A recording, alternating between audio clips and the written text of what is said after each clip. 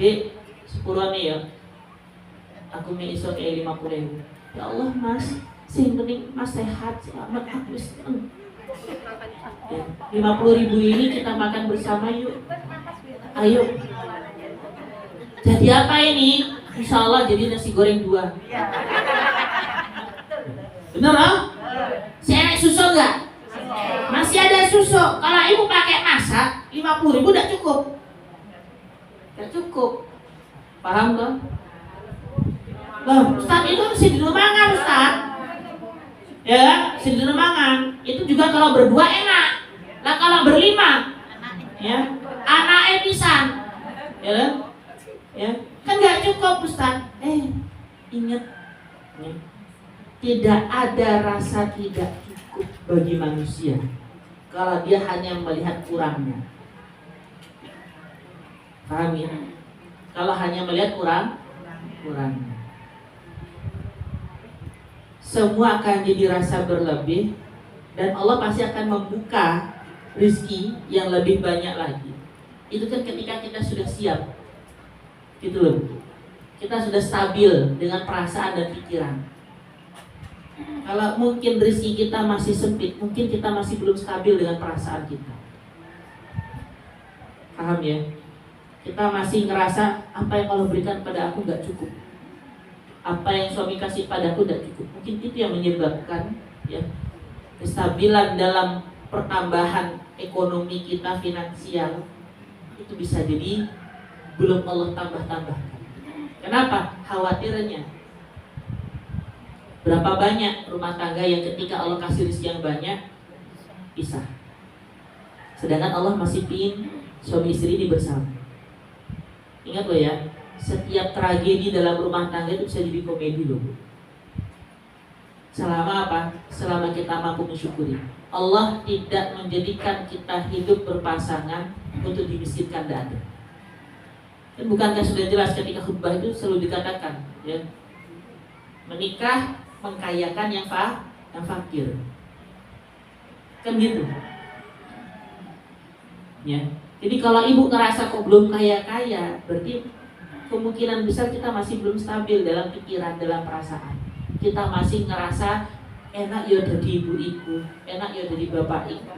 Akhirnya bagaimana? Rumah tangga orang seperti kebun yang hijau, penuh taman dan bunga serta buah-buahan. Tapi kita lupa, kita pun juga sebenarnya mampu membuat rumah tangga kita menjadi lebih hijau. Kan begitu ya.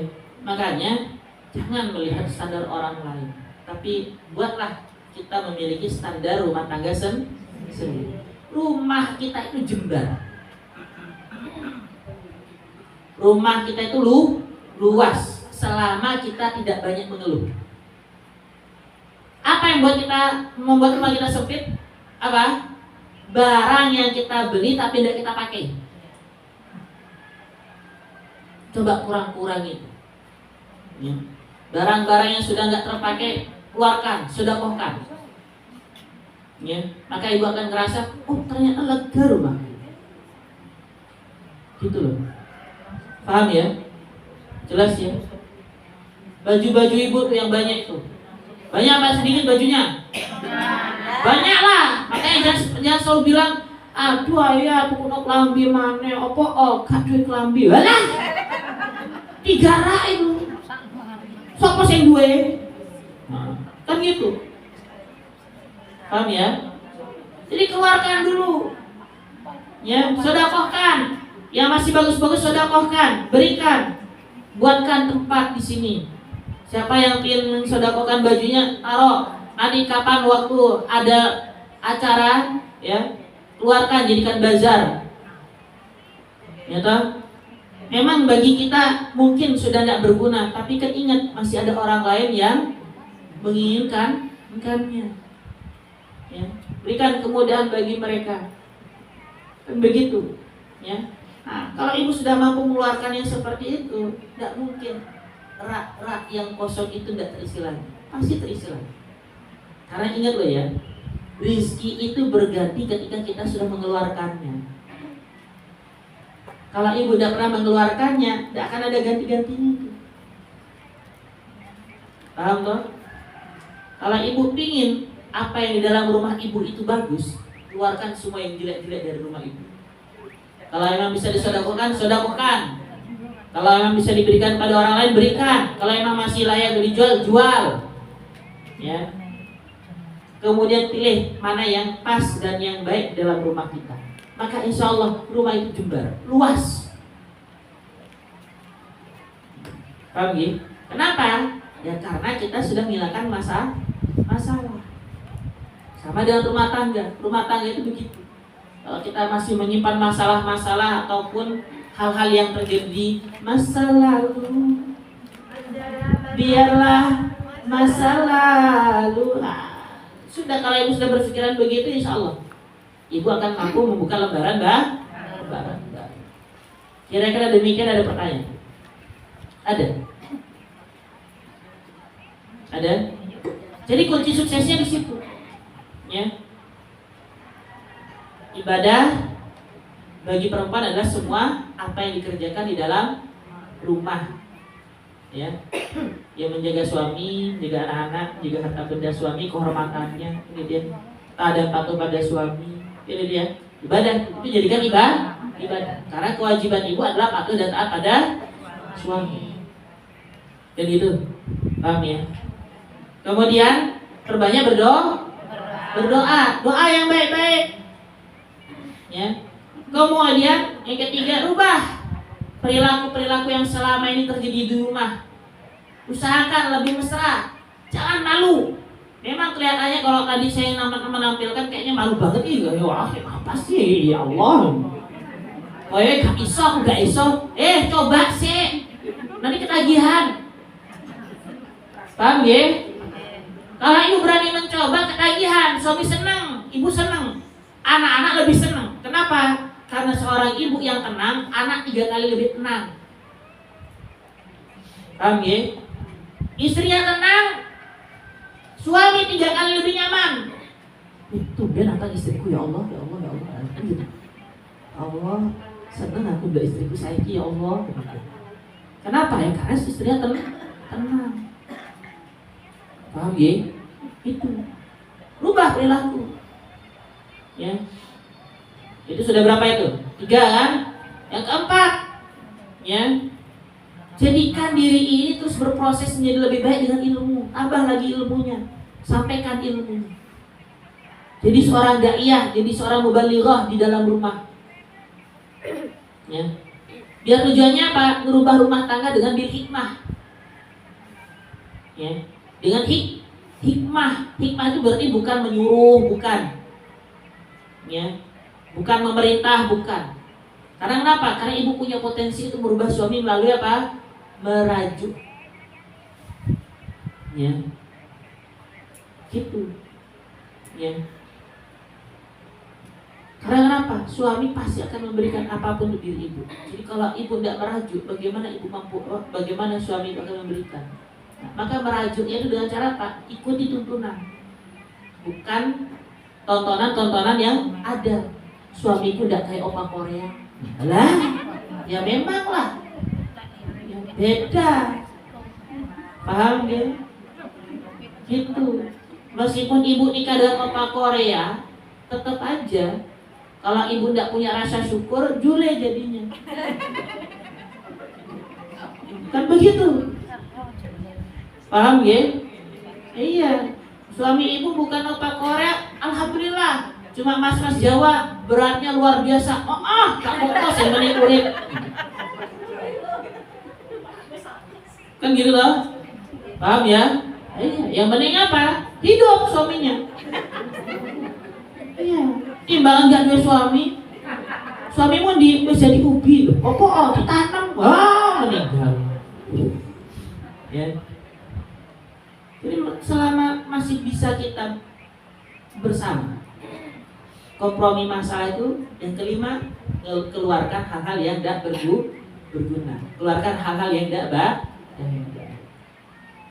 Kalau masih bisa kita jaga, kita rawat, kita berdayakan, kita manfaatkan, jaga, rapikan.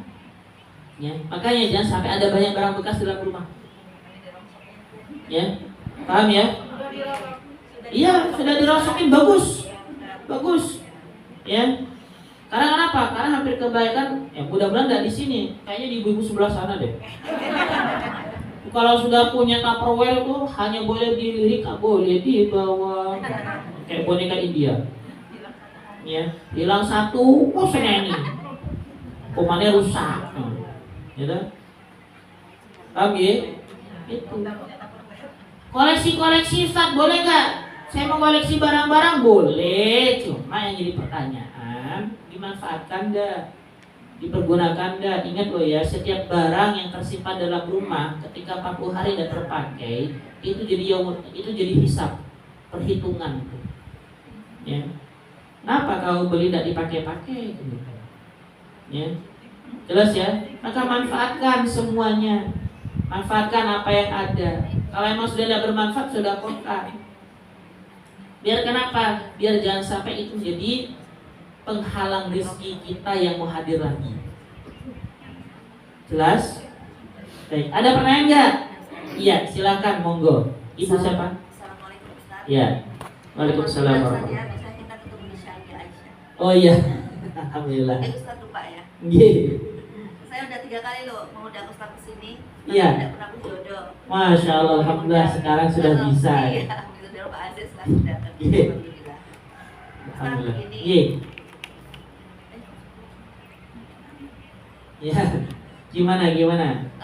Tadi kan yang dibicarakan halo, yang dibicarakan kan tentang ibu-ibu ya. Iya. Bagaimana kalau sebaliknya? Kalau suami yang selalu menuntut, misalnya begini tentang perekonomian ya Ustaz Iya. ya. Kita itu nggak akan bisa kaya, kita itu akan tetap seperti ini kalau kamu nggak mau kerja. Jadinya yang nuntut istrinya kerja. Maksudnya gini, sebenarnya istrinya sudah kerja Ustadz, tapi dituntut, dong berkarya supaya gajinya lebih besar, gitu. Sementara istri yang memang kemampuannya segitu, karena mungkin karena pendidikannya masih segitu gitu ya. Dan itu selalu menjadi ini gitu rumah tangga. Kamu sih nggak mau bantuin, nggak pernah mendukung suami tentang mencari nafkah. Nah kita sebagai istri bagaimana Ustaz? Baik. Itu kesalahan berpikir laki-laki. Kalau kita melihat jalur rizki, pada dasarnya jalur rizki itu jatuhnya kepada suami semua, Bu. Yang kemudian nantinya harus diberikan kepada istrinya, anak-anaknya, dan juga ibunya atau orang tua. Jadi, kalau ada seorang laki-laki yang menuntut istrinya bekerja, dia sedang menutup rezekinya sendiri. Paham ya? Jadi kalau ada laki-laki yang mengatakan kepada istrinya, sampai ini kalau kudu kerja, kita ini udah bisa hidup dengan kondisi keuangan yang begini, sudah, berarti dia sudah suudzon kepada Allah. Itu yang pertama. Yang kedua, dengan cara dia bersikap seperti begini, mengandalkan istrinya untuk bekerja, berarti Allah sudah menutup pintu-pintu pekerjaan yang lain bagi dirinya yang lebih bagus dan yang lebih baik. Ya. Istri itu bekerja pada dasarnya hanya untuk mengisi waktu, bukan sebagai pencari nafkah. Istri itu diciptakan dari tulang rusuk, bukan dari tulang punggung. Apa mana tulang paha? Paham ya? Jadi sifat daripada istri itu adalah melindungi organ dalam. Karena dari rusuk dia melindungi yang di dalam saja. Ya. Sedangkan laki-laki itu diharapkan memang menjadi tulang punggung. Kenapa? Karena memang rezeki didatangkan oleh Allah itu melalui tangannya dirinya. Makanya kenapa? Ya, kemuliaan suami itu adalah ketika dia mampu mencari rezeki yang baik untuk istri dan anak-anaknya. Paham ya? Lemahnya suami itu adalah ketika ia tidak mampu untuk memberikan yang terbaik bagi istri. Tapi ingat, ibu tidak boleh mengatakan konsumsi melimpah, tidak boleh. Jelas ya? Sampai lemah, tidak boleh. Berikan motivasi. Kan sebenarnya saya bilang motivasi itu tinggikan kemudian merajuk. Paham ya? Sanjung dulu. Biar kenapa? Motivasinya muncul. Kalau suaminya sudah muncul motivasinya bertambah rezeki, oh ibu boleh minta. Tuntunan dulu baru tuntutan. Jangan dibalik, tuntutan baru tuntunan. Nggak bisa. Paham ya? Nah, yang ketiga, ketika suami berpikir istri kudu kerja atau wajib kerja, maka saat itu Allah hilangkan yakni kemampuan dirinya untuk memimpin. Karena ingat loh ya, istri itu bukan tidak punya rezeki. Istri itu punya rezeki. Dan berapa banyak seorang perempuan yang bekerja penghasilannya bisa jadi lebih besar daripada gaji suami. Karena kenapa? Karena sifat seorang perempuan rezekinya tidak pernah putus. Laki-laki duda, tidak kerja, kiri. Paham? Paham ya? Nah. Perempuan, ya, perempuan janda, ya, tidak kerja, tetap hidup. Nah, iya. Lalu tetap pangan, ngombe. Tapi kenapa kok pandangannya begini? Ya karena pandangannya adalah perempuan-perempuan yang janda layak untuk dinafkahi. Aturannya kan begitu. Ada duda-duda tidak kerja disuruh nafkahi. Ada nggak petunjuk untuk begitu? Nggak ada. Paham nggak? Janda-janda disuruh apa? Nafkahi. Makanya kenapa? Hidup. Itulah yang disebut kenapa perempuan itu selalu punya rezeki. Tidak ada perempuan tidak ada yang tidak punya rezeki. Bahkan anak perempuan, ibu ngerti ya? Ini anak perempuan, dia akan menjadi rumah dan membawa rumah. Percaya atau tidak, siapapun yang punya anak perempuan, ya, dan mampu menjaga anak perempuannya dengan baik, dia pasti akan bawa rumah untuk ibu. Kenapa? Karena kapanpun ibu, ya, pulang ke rumah ibunya ibu pasti akan berada di rumah. Dan kapanpun ibunya ibu pulang ke tempatnya ibu, dia akan ngerasa punya rumah. Kan begitu. Sifat anak perempuan itu dia menjadi rumah dan memberikan rumah. Bahkan dia bisa jadi rumah bagi saudara-saudaranya enggak? Bisa. Anak perempuan. Kalau anak laki-laki tergantung istrinya. Paham kan? Seorang adik perempuan mau ke rumah kakak laki-lakinya, itu udah enakan untuk istrinya. Paham kan? Tapi seorang kakak laki-laki mampir ke rumah adik perempuannya, enak. Kakak mau makan apa, mau minum apa, ya Allah disediakan semuanya. Adiknya mau ke rumah kakaknya, tergantung bagaimana istrinya. Paham kan? Makanya kenapa anak perempuan itu rumah. Dan selalu perempuan itu punya rezeki yang banyak. Ya, berapa banyak perempuan yang terpisah dari suaminya pasti lebih kaya istrinya dibandingkan suaminya. Gak percaya? Delok Maya.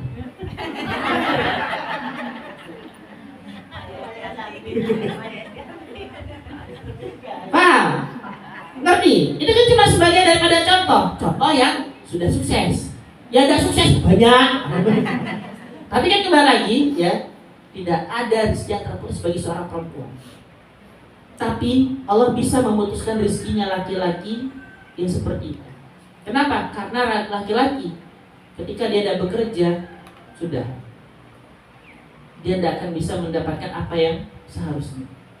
Dunia akan jadi musuhnya. Makanya kenapa laki-laki itu harus hidup dan bekerja. Ya. Kenapa ibu harus sayang sama suami ibu? Karena suami ibu itu kuli setiap hari. Ya. Dia kuli sampai mati. Dan suami ibu itu adalah orang yang sering dimarahi. Kecil dimarahi ibunya, masa gede dimarahi istrinya.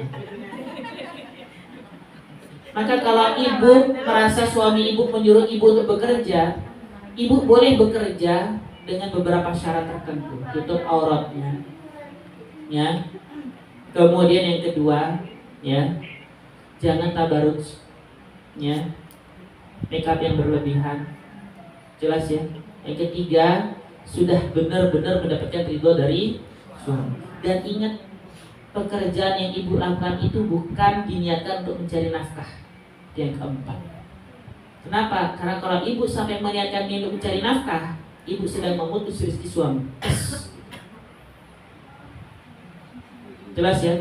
Melainkan ibu bekerja hanya untuk apa?